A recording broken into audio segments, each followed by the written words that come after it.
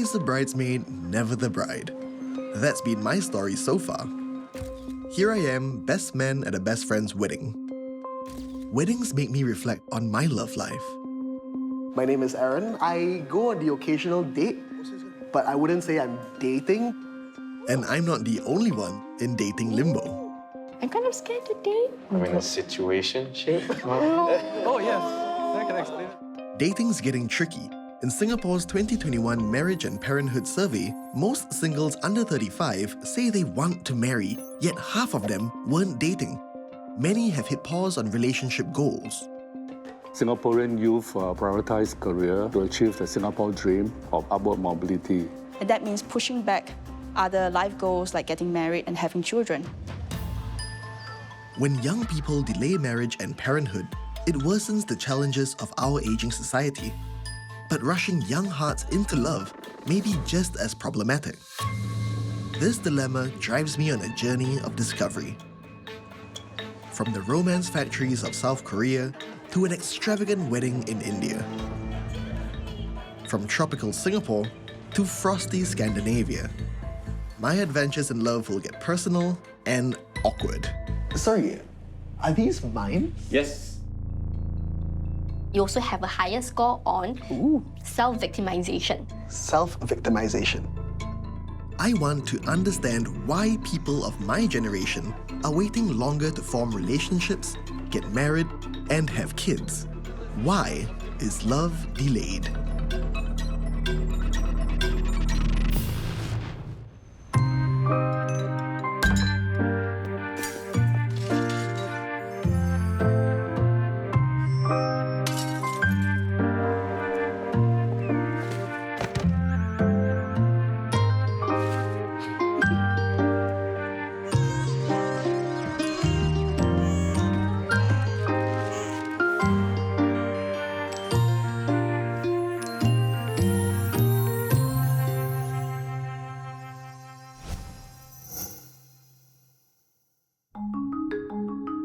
Schools are where many relationships begin.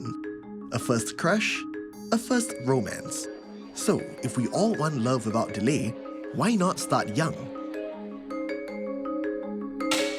I assembled a group of young Singaporeans together to discuss the thorny topic of love and relationships. They come with diverse experiences. Janelle, do you think that dating in school is a good idea? I think also in school, right, there's no pressure for like the solely romantic relationships to occur because you're there for school, you're not there to date. But I mean, if you're talking about like in poly and all that, I think it's the best time to meet somebody. It's back to the question about whether it's conducive for Singapore, right? Because we put so much emphasis on academics, right? Like all the stress is just tunneled to like academics. Everyone's just focused on studying. Like no one's even looking at each other at this point. Kat and Dan are classmates and have been going out for a while. They're having fun watching a show at Kat's home. They kiss. Dan reaches under Kat's shirt and Kat smiles. They continue kissing and making out. Kat reaches down to touch Dan's penis. Dan gently moves Kat's hand onto his chest. They continue kissing. Kat's hand goes down to Dan's penis again. I feel like in this scenario, it's very... They're trying to show their intentions through their actions alone, but that can be easily misconstrued. So yeah, there should be a practice of just, saying what you want and what you don't want. Straight to jail. Straight to jail. Tan Ju Him conducts sex education workshops, mostly for 16 to 20-year-olds. Like petting, but without the intention of actually going into the cause of action itself. The workshops are very different from the ones I remember from school.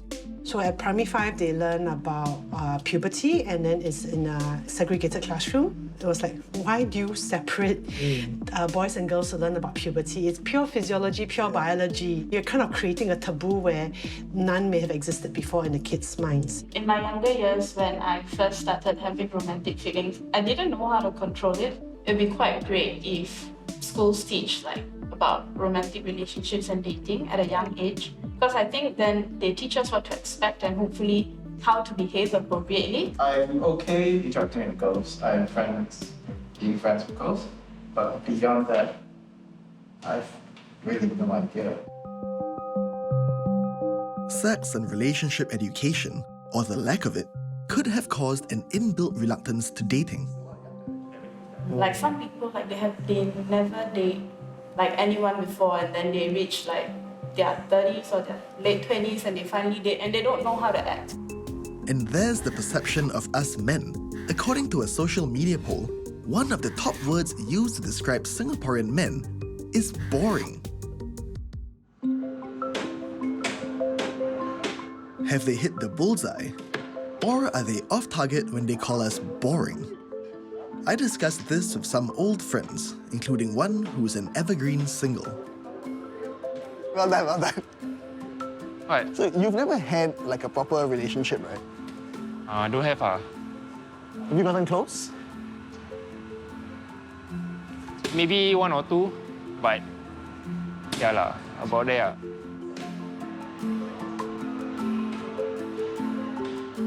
So from your perspective, right, what is the issue? If he goes out with them, he's talking to them, then what stops him from progressing to the next stage? I think two things. Firstly, I think he's too nice. And secondly, I think he's just an introverted extrovert.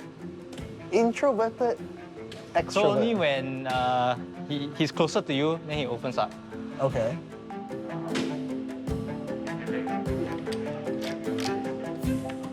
I'm going to bring you to a dating coach. Nani?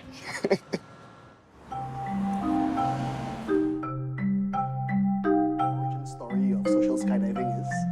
Malcolm Bay has been a dating coach for the last 5 years. He conducts coaching lessons on the art of conversation. Try to make assumptions first and then add some flourish and embellishment and lengthen your sentences to keep things more interesting so you don't get stuck in interview mode where you're constantly adding questions. Not so like to have all the right answers and say the right stuff. It doesn't really matter because that's how we generate the interaction and go on from there. Okay. And last but not least, I would like you to be authentic and honest about your beliefs. And even if it's disagreeing with her and challenging to her beliefs, and she'll respect you for it instead of blindly agreeing to everything she says as well.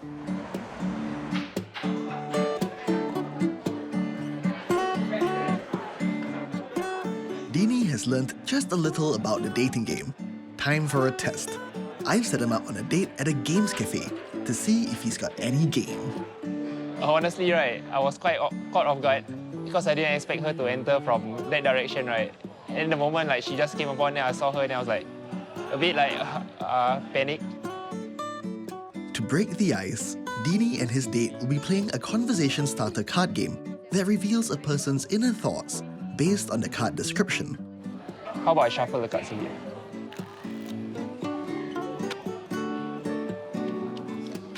Ready? Yes. What? Okay, my first one, Bob the Builder. What about Bob the Builder? Resilient. No, I think in relationships, right? Yeah. One or both has to be just resilience and have the ability to build the relationship from scratch sometimes. So once you get the foundations right? Maybe along the way there might be some mishaps or hiccups, right? But I think if you're a builder character, right, I think you can build a strong relationship. Or you can fix things instead of throwing things away. That's why they say, what, Bob the Builder? You know, yes, you can, right?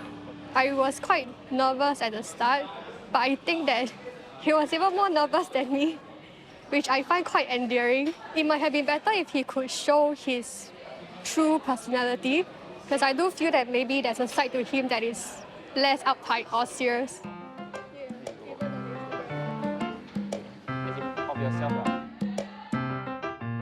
So from your perspective, like, would you say it was a good date? I think like from the start when it was like shaky and all, right? So maybe I feel like if I were to give a rating, right, it was like a 3 out of 10, man. 3 out of 10? Yeah. Oh, that's pretty harsh on yourself. Especially at the initial stages of the interaction. What I would like to see is a bit more of meeting a long-time friend that you've never seen in a while. Although this is the first time both of you are meeting. So in your body language and in the way you convey yourself, I would like you to assume a bit more familiarity. when meeting her for the first time. The things I picked up from Malcolm earlier on, I think like I hope to apply it accordingly for future dates so that maybe we'll have a better outcome. Watching Dini on his date and listening to Malcolm's advice, it's a good reminder for me about the basic fundamentals of going on a first date. Ask more about the person, don't be too, absorbed in yourself. If they give you something that you can use as a jump-off point, you should take full advantage of it. For myself, I guess it's a good reminder to stop talking about myself all the time and to ask more questions about the person I'm spending time with. First dates may be tough, but being in a long and continuous relationship is another matter altogether. In fact, the very idea of dating is becoming a little fuzzy these days. I mean, a situationship? Oh, yes. I can explain it to us. What is a situationship? How would you explain what a situation is? It's like when you guys like go out with each other, you do things that friends shouldn't really do. Say stuff like that's very clingy in a way, that you should say in a relationship. And then sometimes there's like days where like, oh, what up, bro? I'd say like, put it in simpler terms, it's like, you don't know if the person really wants to date you because you get like mixed signals. Dr. Angela Tan is a sexual wellness and intimacy consultant. She's seeing more people getting into what's called situationships. Nowadays, a lot of young people will say, you only live once, YOLO. Yeah. Right? So why bother to put yourself through an intense relationship, not knowing whether it will work out or not? Why not have, relationships that you know that you're free to go if it doesn't work out? So, and hence the term situationship comes about very readily in this era. What does it say about today's dating landscape? I'm not quite sure how people are actually developing themselves to be a better person so that when they do fall in love, it can be a mature type of relationship rather than, oh, I want to be in love with you simply because I want someone to give me attention. I don't want to feel lonely. My last relationship was a long-term one. I want to assess if I'm ready to date seriously again, or if I may get stuck in limbo. So I fill out Angela's profiling form, which will help me understand how I express myself in relationships.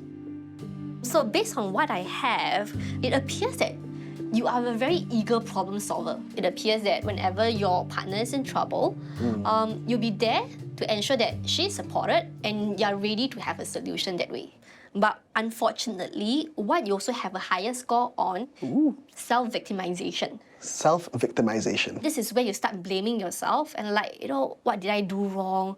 Why the hell do I do that in the first place? And that's how the relationship goes down a couple of notches. Okay. Would you say that happened before? Yeah, I think in the wake of the relationship ending, now I have come to realize that actually I should just be a really strong, independent person and not, be too harsh on myself whenever I wasn't enough or whenever she had like a very harsh criticism. Yeah, I should have just been a lot stronger in, knowing myself, loving myself. I guess that may have worked out a lot better. I would say, don't be afraid to fall in love. Every time you fall in love, something don't work, you learn something. Are those of us who aren't dating seriously scared of falling in love? Or could our romantic expectations be out of step with reality?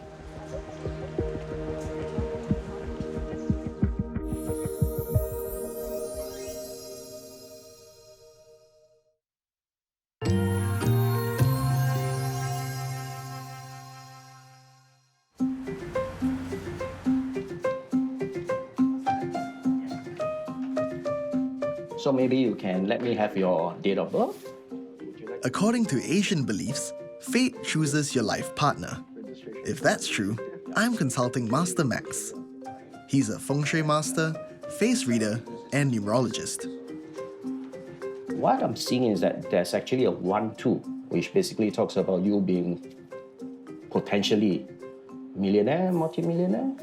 That's a rich number. Well, I like it, don't you? I love it. Master Max makes a rough prediction of when Cupid's arrow may strike for me. But he says good fortune, including in matters of love, requires effort. You're not putting yourself available, are you? Yeah, not really.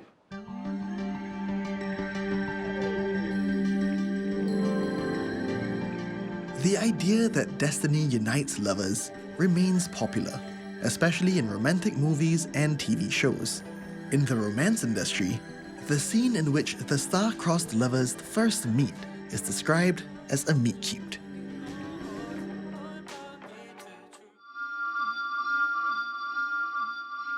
In a meet-cute, the future romantic couple often meet in an unusual, unexpected, or cute way, as if it were predestined. But does the idea that love is determined by fate stand up to science? In the UK, mathematicians calculated the odds of stumbling upon your life partner entirely by chance. It's about 1 in 562. That is a 0.18% chance. If you're leaving love totally to fate, the odds are against you. Yet in a Singapore government report, among Singaporean singles who were not dating, 48% said they preferred to leave dating to chance. Why?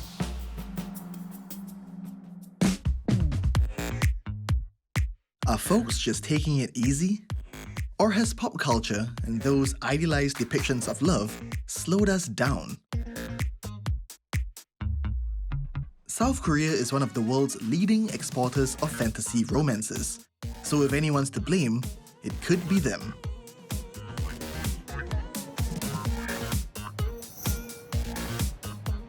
Korean dramas attracted professional performer Sonia from the United States to South Korea. Connecting with the expat community led Sonia to an unexpected discovery. Many women found inspiration to come to the country after being captivated by its romantic dramas. I have met girls with that idea, and what they always tell me is they were really into the K-pop. Yeah. And the romance stories that they watched made them think that when they came to Korea, it was actually going to be like that. So how do Korean men differ from men from where you're from? Well, I was actually pretty surprised when I first came that they are a lot more chivalrous than American men on the first dates and things like that. It's very much in the culture here that they should pay for everything. I wouldn't say that it was like a K-drama, though. I don't think any guy was like, you know, gonna throw his jacket over a puddle and like carry me over it or something.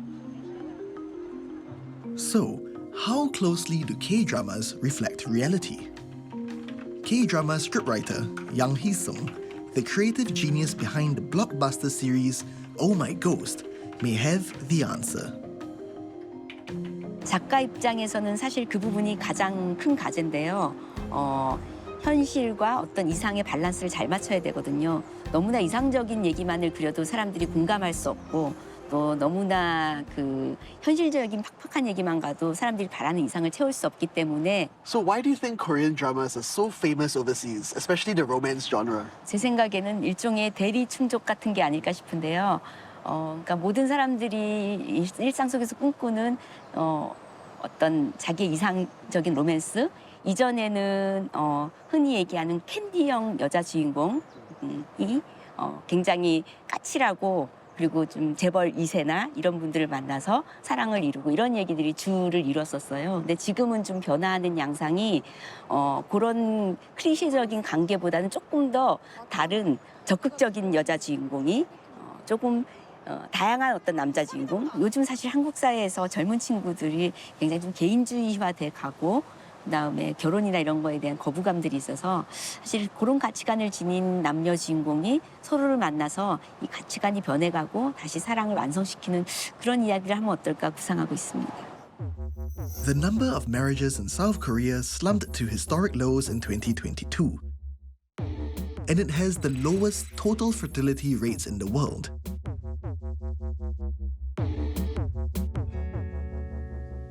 Why does a nation that excels in creating fantasy romances struggle with real-life love connections?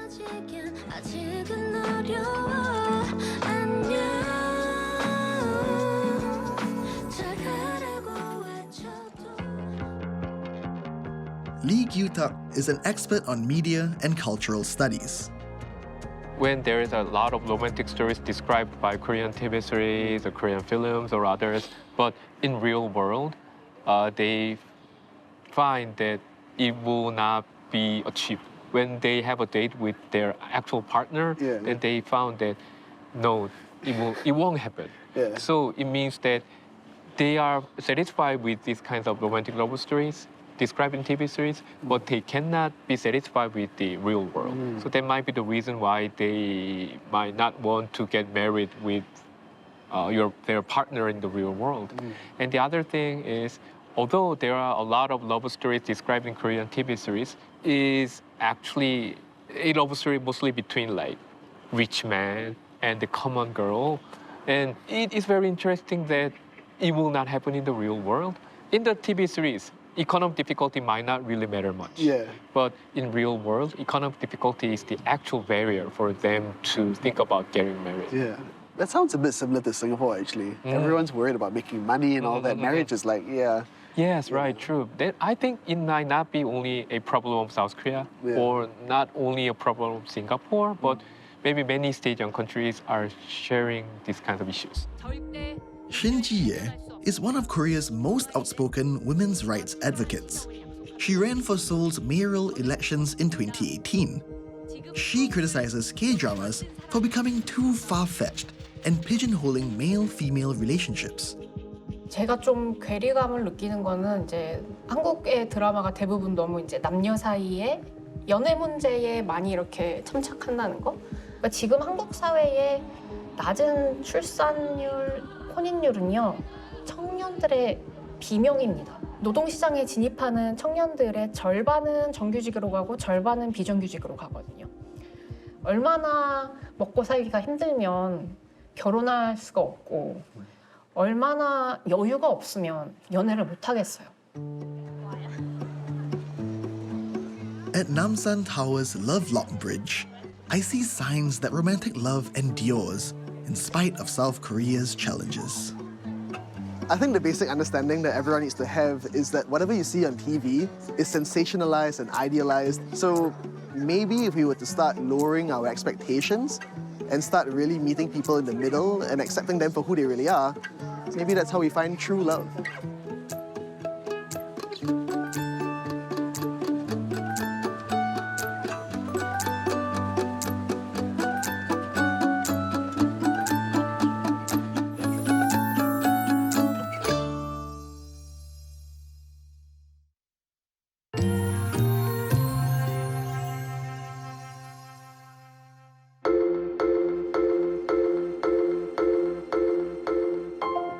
Has anyone else been on a dating app?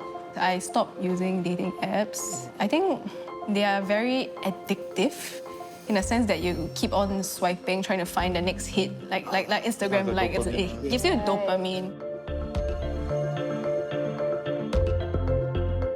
Interestingly, the top reason cited by young Singaporeans for not dating was having a limited social circle.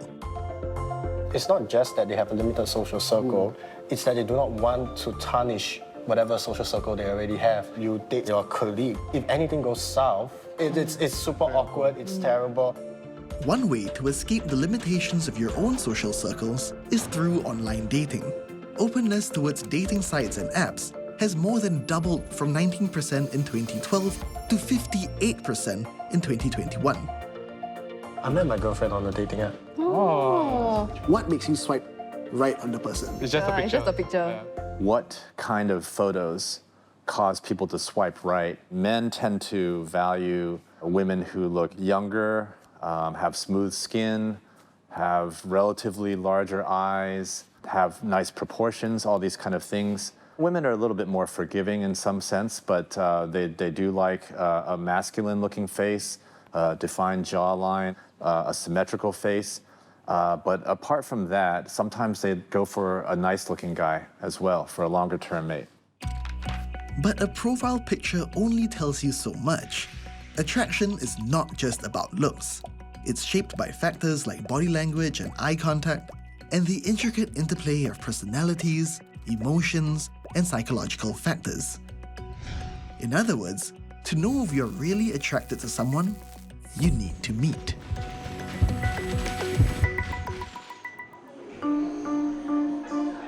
Love is like a dance, and it takes two to tango. Jia Wei first sashayed into the dating scene through dating apps and got hooked. I felt really miserable and very disappointed in myself that I really spent literally the whole 16 hours of the day on the phone texting multiple people all the time. First of all, the 16 hours of day wasted. I'm like dealing with too many people at the same time that I couldn't follow up with what they're saying. So I felt like enough is enough. Let me just get off the app and just see how living a single guy's life would be. I think that the more apps that come out and the more options that people have, the slower it will take people to actually find a long-term compatible partner. This is because people have too many options. And when you have too many options, it's very difficult to feel like you've made the best choice for yourself. And if they do find someone, then they still have a perception that they have a lot of different options. And when that's the case, if there are relationship problems, then people will be less likely to work on them because they can always find a new one. After ditching dating apps, Jia Wei's friend introduced him to recreational dancing, where he found love. My girlfriend now, we met at the dancing studio. Don't get me wrong, it was not I went to the dance studio actively looking for a partner. It's just that because in the dancing is so closely knit, everybody knows each other, I felt like communicating there was so much more organic and you're speaking to the person rather than trying to size them up and see which part of the puzzle are they a perfect mate. Because in dating apps, right, when you meet the person for the first time, you have an agenda. It's so different from how a relationship should organically develop. In a Singapore government survey, most singles wanted to meet potential partners through social and recreational activities, or an introduction by friends or colleagues. This inherently shows that people trust others who know them to set themselves up with people who they're ultimately compatible with. Whereas if you do it yourself, you're selecting largely on superficial qualities and physical attractiveness, which is great up front, but it may not necessarily lead to long-term compatibility. Meeting your partner through friends and acquaintances might be the norm in most of the world, but things are slightly different in India.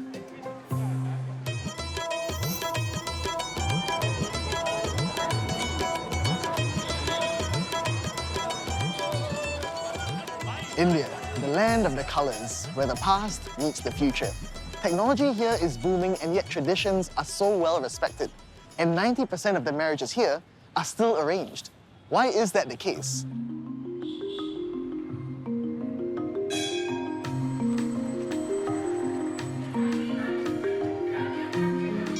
Every Sunday, parents come to this temple in South Delhi to sign up their marriageable sons and daughters for matchmaking.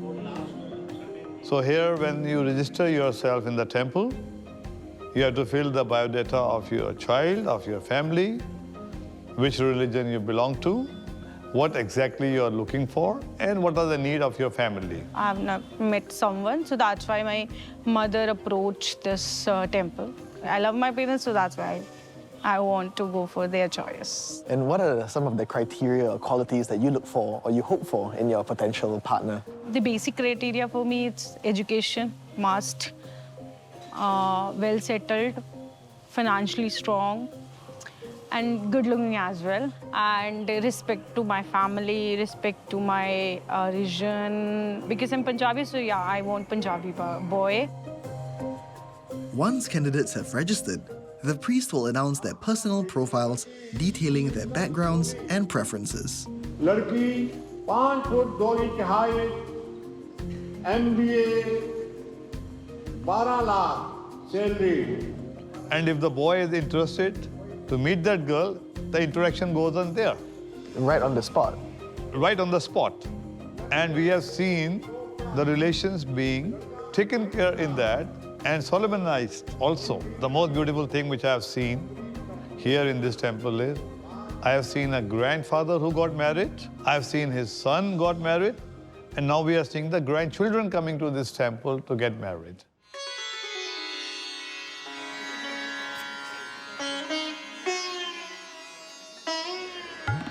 To make sense of why most Indians still let their families arrange who they marry, I speak with a sociologist, Professor Anuja Agrawal. She researches family, marriage, and gender issues in India. So where you have a high level of economic dependence of the young on their families, the involvement of the family will be there.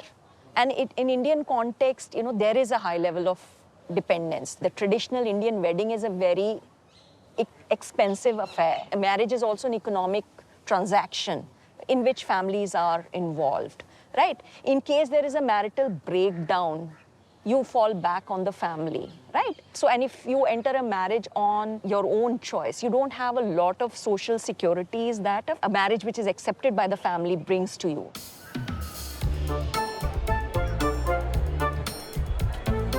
While most marriages in India are still arranged marriages, recent statistics show that what's known as love marriages are on the rise.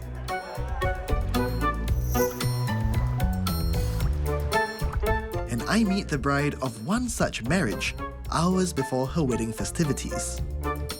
So why did you decide that you don't want to have an arranged marriage? We met through a common friend, so nothing was planned, okay? It just happened. I think our vibes matched, and he is the most selfless person, I think. Okay. Yeah. So in not having an arranged marriage, did you face any challenges or did anyone not approve? No, not really, because my parents had a love marriage itself, yeah.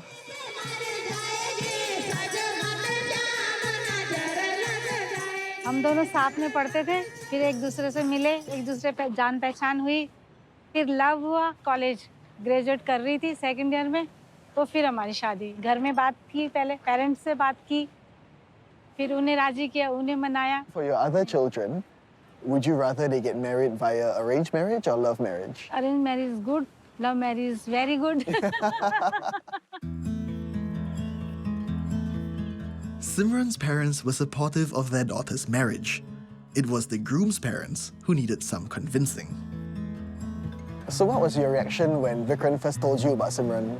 तो जब इन्होंने बताया तो मैंने कहा हम पहले देखेंगे कैसा है, क्या है, उनकी कास्ट का पता क्या है, उनका सोशल का पता क्या है, उसके बाद हम उसमें तैयार हो गए। लेकिन जो हमारी वो जो संस्कृति थी और जब वो जन्म पत्र जोड़ी तो हाँ हो गई। उसके बाद ये देखने आए, इन्होंने कहा कि चलो एक बार होके आते हैं, देखते हैं। फिर हमारे जो फादर हैं इनके वो आए, फिर बातचीत हुई पेरेंट्स में। तो पहले का सिस्टम ये रहता था, जो पेरेंट्स ने तय कर दिया, तो पेरेंट्स ने तय कर दिया, तो उसी के बाद उसी के अनुसार जो है शादी हो जाती थी।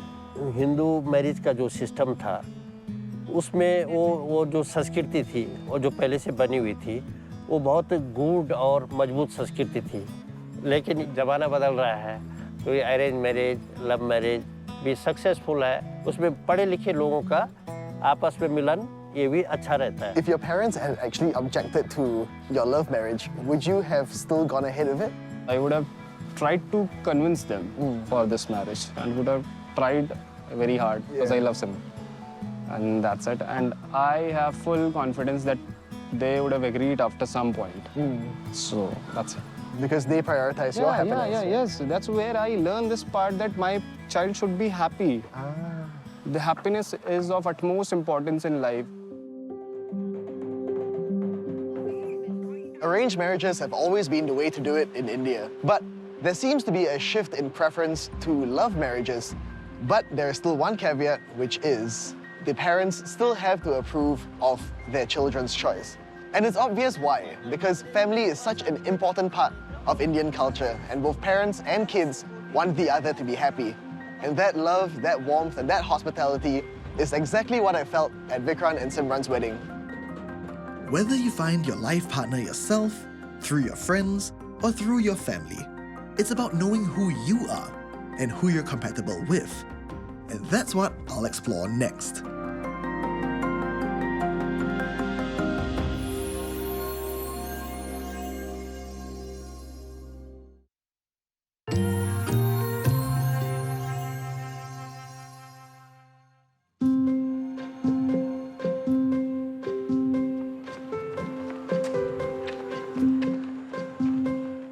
There is a popular saying that you can't truly love someone until you learn to love yourself. That rings true for Janelle. Janelle, who's 28, has never been in a relationship. She went on her first date at the age of 26. I think one of the main reasons that I just haven't committed to a relationship is that I had a lot of self-image issues when growing up. So I always rejected the idea of having a partner because I would think that I'm not pretty enough for romance, which is a stupid idea. Where do you think this idea came from?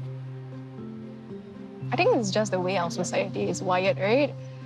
Superficiality, whether we like it or not, plays a big part in the way we live our lives. Like, the guys will only crush on the pretty girls. And if you look at like the movies, the dramas, the books, it's all about good-looking people.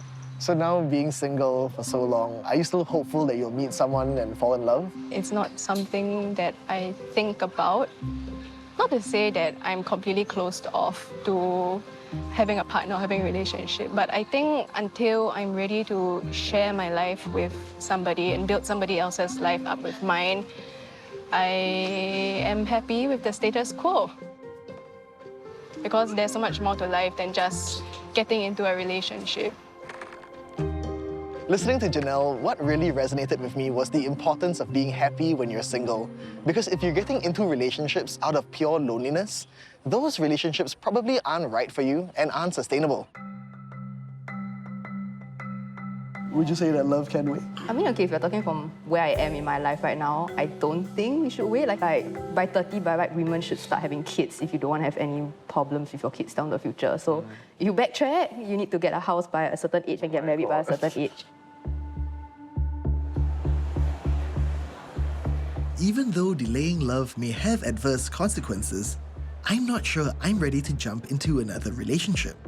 That's why I'm working with psychologist Hong Hui Lin to better understand how secure I am as a romantic partner. She has a system to assess how well I deal with relationships and attachment. The attachment framework is a framework to help us understand how our earliest relationships with our caregivers actually set the foundation for how we relate to ourselves and to others. And it's something that is relevant to us from cradle to the grave. The attachment framework involves two dimensions: attachment anxiety and attachment avoidance. High attachment anxiety is linked with feeling unlovable and unworthy and having fears of abandonment. On the other hand, high attachment avoidance indicates discomfort with vulnerability, compulsive self-reliance, and a tendency to downplay the importance of close relationships. So I've done a questionnaire before coming here. Could you walk me through my results and let me know what you've interpreted from them? Yeah, according to your results, your levels of attachment avoidance and anxiety are relatively low. You have a sense of that comfort with yourself, the trust in yourself, as well as relative comfort and trust in close others. Okay? So low anxiety, low avoidance, I'm secure? Yes. But at the same time, if you look at your responses, you seem to have a preference for relying on yourself than relying on others. Yeah. So and that is quite consistent with the dismissing style of attachment. But I must say, from your results, it shows that you have a relatively positive view of both yourself and others. My results show that while I tend to avoid getting attached, I'm secure enough to love and date again. But how well can I get to know someone on a date? Apparently, there's a tool for that. To help strangers build intimacy quickly, an American psychologist created 36 questions to fall in love. The 36-question quiz meant for people to get to know each other through questions that reveal personal opinions and intimate details about oneself. And so by doing this, you become closer to the other person. It can foster closeness between two people. Can the quiz work in real life? To find out, the producer has set me up on my first ever blind date. Hi, nice to meet you. Nice to meet you. Over a relaxing painting session, Vigna and I will ask each other the 36 questions to fall in love. What is your most treasured memory? Most treasured memory? I would say there's one time I took the bus to work with my mom because my shoot was within walking distance. Okay. So we went to work together. Aww. And then after that, I was done by lunchtime, and I met her for lunch. Yeah, and then she went back to work and I went home. But yeah, that was a very nice day. Yeah, it was a very rare occasion. Yeah. So I'm just glad that that happened. For me, it would be the day we got the puppy. I was 7 then, but I still have a very strong memory of how the whole thing happened. Yeah. Final set of questions. Okay, complete this sentence. I wish I had someone with whom I could share. My crying face. I always cry like alone. Yeah. Yeah. Okay. Just because I don't want to be seen as vulnerable. Yeah, but if I can open that up to someone, means they have definitely won the complete trust. Comfortable silence. I think it's very rare to just have someone that, you know, the two of you are just so comfortable together. And I can be doing my own thing, she can be doing her own thing. We're just happy to have each other's company, but we're not kind of, you know, disturbing each other.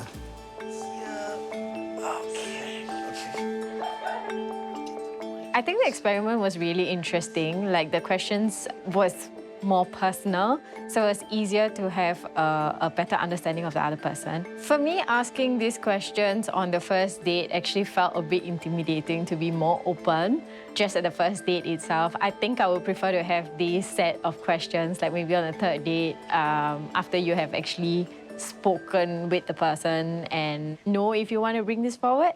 So not on the first date for me.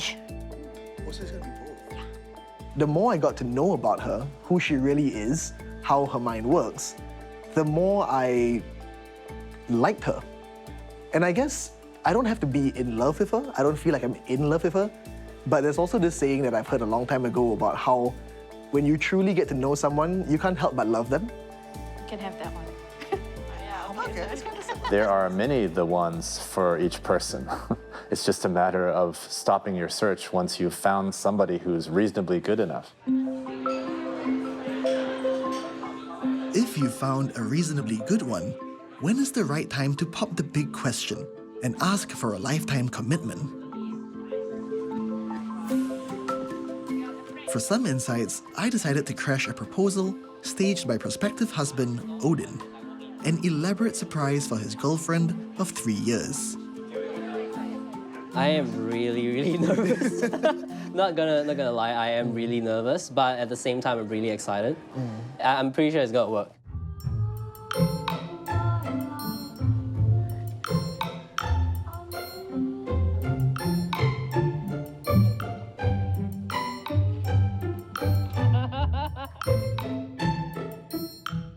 Will you marry me? Yes. So why did you decide to propose to her now? I don't think there was a certain event per se. It was more of a gradual growth that you realize that, like, yes, I could entrust my life to this other person, that she would do anything for me, you know, to make this work. And I think that's what is important in a long-term relationship.